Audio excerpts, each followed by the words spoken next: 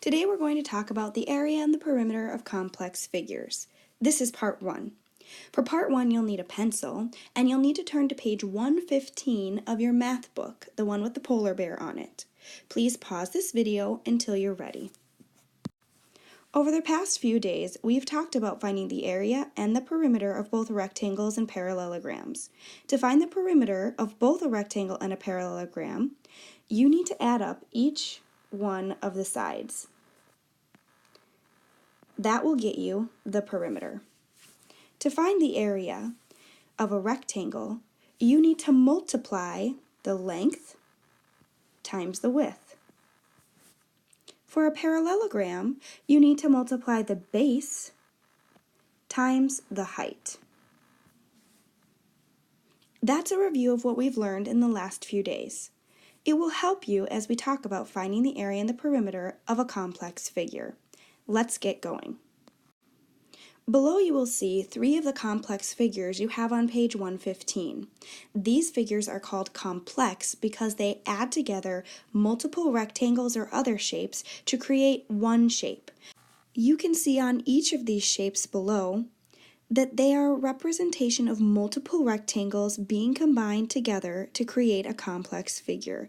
These are what we will be working on today in this video. So let's go. The first figure we're going to talk about is number 1 on page 115. As I'm writing, make sure you are also writing along with me so that I know that you followed along with this video and that you understand each part of finding the area and the perimeter of complex figures. The first thing that we're going to do is find the perimeter of this complex figure.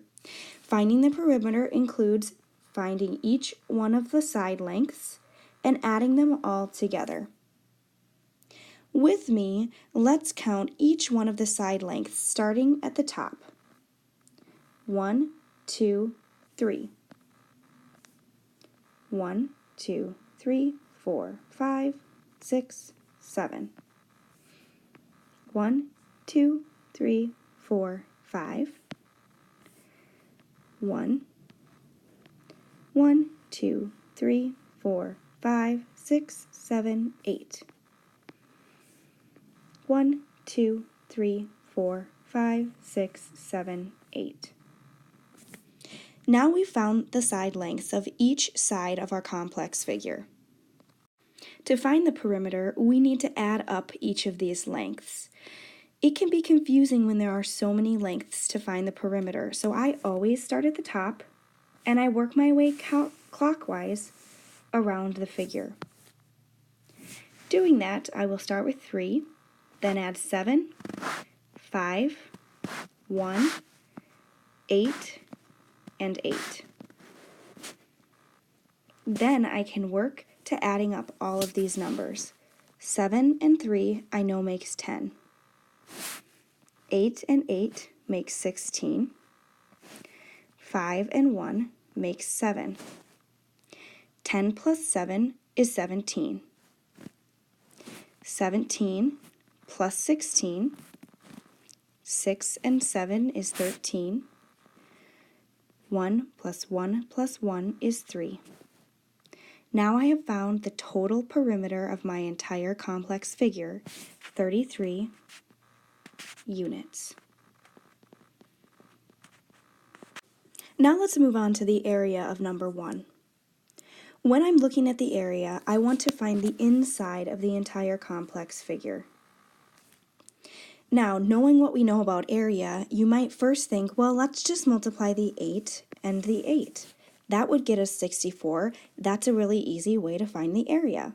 However, if you multiply the length 8 and the width 8, you will be finding the area of this entire square, which is not what we want. It's a lot more than what our complex figure actually is. So instead, what I need to do is I need to split my complex figure into rectangles because I know that the area of a rectangle is length times width. There are 2 different ways that you can split this complex figure into rectangles. Today, I'd like you to split it into the rectangles that I've decided, but know in the future that whichever way you split it, you will still get the same answer. I'm going to split my rectangle here and here. Notice by doing that, I've given myself two rectangles in which I can use my formula, length times width, to find the area of each. I'm going to start with this rectangle here. My length is 3, my width is 8. 8 times 3 is 24.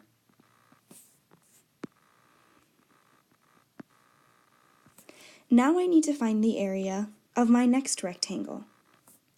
Don't be confused. This 8 here might make you want to go 8 times 1, but that would be the area of this rectangle here. And that is not what we want. We need to multiply my 5 times my 1, because 5 is the length and 1 is the width. 5 times 1 is 5. Now I need to add up both of those numbers together. 24 plus 5 is 29. That is the total area of my complex figure. 29 units squared, or square units. Awesome, we just finished number 1. Let's move on to number 2. Number 2. I always like to start with the perimeter of a shape when I'm finding area and perimeter, so let's do that now. Remember, when I'm finding the perimeter, I'm adding up all of the sides. As I count out the sides, you need to do it with me, starting at the top, just like we did last time. 1, 2, 3, 4, 5, 6, 7, 8. 1, 2, 3. 1, 2. 1, 2, 3. 1, 2, 3. 1, 2. 1, 2, 3, 4, 5, 6, 7, 8. 1, 2. 1, 2, 3. 1, 2, 3. 1, 2, 3, 4. And finally, 1, 2, 3. There are lots of sides on this complex figure, which means we have to be that much more careful when we're adding up each of the side lengths to find the perimeter. Starting at the top, let's start listing our numbers. Starting with 8, then I'm going to cross it off. 3, 2, 3, 3, 2, 8, 2, 3, 3, 4, and 3. Now, I feel a little uncertain that I got all the sides, so what I'm going to do is I'm going to count the numbers both in my list and on the shape to make sure I didn't miss one. So I've got 1, 2, 3, 4, 5, 6, 7, 8, 9, 10, 11, 12 numbers in my list. And I've got 1, 2, 3, 4, 5, 6, 7, 8, 9, 10, 11, 12. Both are the same, which is a good sign. I haven't missed any. Now let's work on adding these up. We've got tons of 3s, so let's start. 1, 2, 3, 4, 5, 6. Getting rid of the 3s, I can do 3 times 6. 3 times 6 is 18. Now let's get rid of those 2s. 1, 2, 3. 2 times 3 is 6.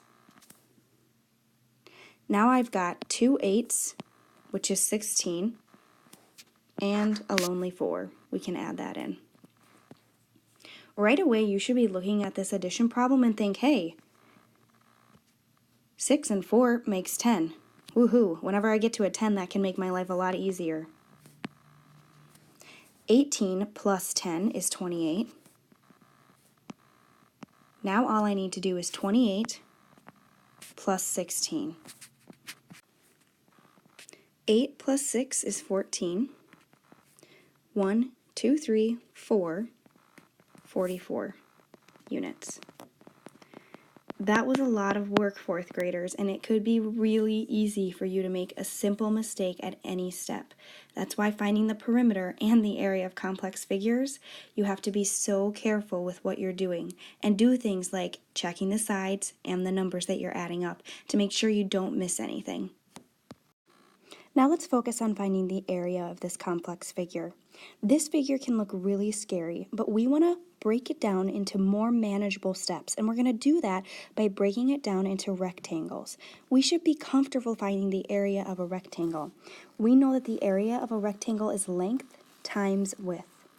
So looking at my complex figure, I'm going to cut that into 3 rectangles. There's my first one, my second one, and finally my third one. Since I decided to split this figure into 3 rectangles, I need to keep in mind I'm going to be finding the area of 3 rectangles and adding up the area of each of the rectangles. So let's start at the top here on our first one.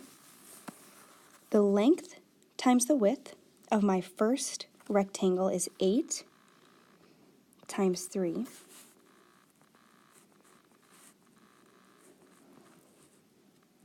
Which is 24. I'm going to write that in here, 24. Now I'm going to find the length and the width of my second triangle, or rectangle. My length, I don't have that written anywhere, but I know that it's 2. Length and width is 3. 2 times 3 equals 6. And finally, on my last rectangle, my length is 8, my width is 2. 8 times 2 equals 16. Now I need to add those together. 24 plus 6 plus 16. 6 and 6 I know is 12. Can't forget the 10 that I didn't use. Now I've got 24. 24 and 12 is 36, plus 10 is 46. The area of this complex figure is 46 units squared. Whoa, wait a second. We've been working really hard, and this video is getting a little bit long. So before you move on to our third and final example on this video, I want you to take a little bit of a break. Your break should last between 3 and 5 minutes. I want you to walk around, get your blood moving, maybe do a couple stretches, because if you do that, you'll actually think better for this third one. Once you're done with your break, then press play and move on to our last example. All right, so you should have taken a little bit of a break. Your blood should be flowing again, and you should be ready to go for this third example. That's why I'm going to ask you to pause this video and try to solve for both the area and the perimeter of this shape all by yourself. Once you've done that, you can press play and see how you did. Make sure you show your work and pay attention to details. Now that you've tried it on your own, let's see how you did. The first thing that you should have done when you looked at this shape is you should have worked towards the perimeter. Now, in order to find that perimeter, I'm going to add up all of the sides. So, I know that this one is 3, this one is 3, and this one is 3. These inside sides, 1, 2, 3, 4, 5, 6, 6, and 6. On the outside, I have 1, 2, 3, 4, 5, 6, 7, 8, 9, 10, and 10. And on the top, I could count this, or I could just add up 3, 3, and 3. Why? Because 3, 3, and 3 make up the total of this side here. 3 times 3 is 9. Now I'm going to work hard to add those all up. I have 1, 2, 3, 4, 5, 6, 7, 8 sides, so I should be adding up 8 numbers. I'm going to start with my 9 and go clockwise. 9 plus 10 plus 3 plus 6 plus 3 plus 6 plus 3 plus 10. Now I'm going to add these up. 10 and 10 I want to pull out, that's 20. 6 and 6, that's 12. 3, 6, 9. And then I've got a 9. 9 and 9 is 18. 12 and 20 is 32. 8 plus 2, that's 10. 3, 4, 5. Your perimeter should be 50 units. Now let's see how you did on the area. Looking at this complex figure, it looks pretty scary until I split it up. Now, I'm going to split it up in one way. There are many different ways that you could successfully split this into rectangles. I'm going to split it like this. If you split it another way, follow along with the video and see if I get the same answer that you did. The answer should still be the same no matter how you split it. Now I'm going to multiply the length times the width to find the area of my rectangle. I have 1, 2, 3 rectangles that I need to find the area for. My first one is my length times my width would be 3 times 10, which is 30. And you know, this third one here is also 10 and 3. So I don't have to do the work for that. 3 times 10 is also 30. So I've got 30, 30. For this middle one, number 2, I know I've got my length as 3, and I need to count up. 1, 2, 3, 4. 3 times 4 is 12. I know that 30 and 30 is 60. 60 plus 12 is 72. The area that you hopefully got for this complex figure is 72 units squared. I hope you were successful on our third example. Now I'd like you to go to the last example on your page, number 15. With this example, I'd like you to give it a try. Tomorrow we will correct it in class. Thank you for watching this video all the way to the end. You are going to be well prepared for class tomorrow. If you're listening to this slide, please put 3 stars at the very top of your page to make sure that you listen to it all the way through. Have a great night. I'll see you tomorrow.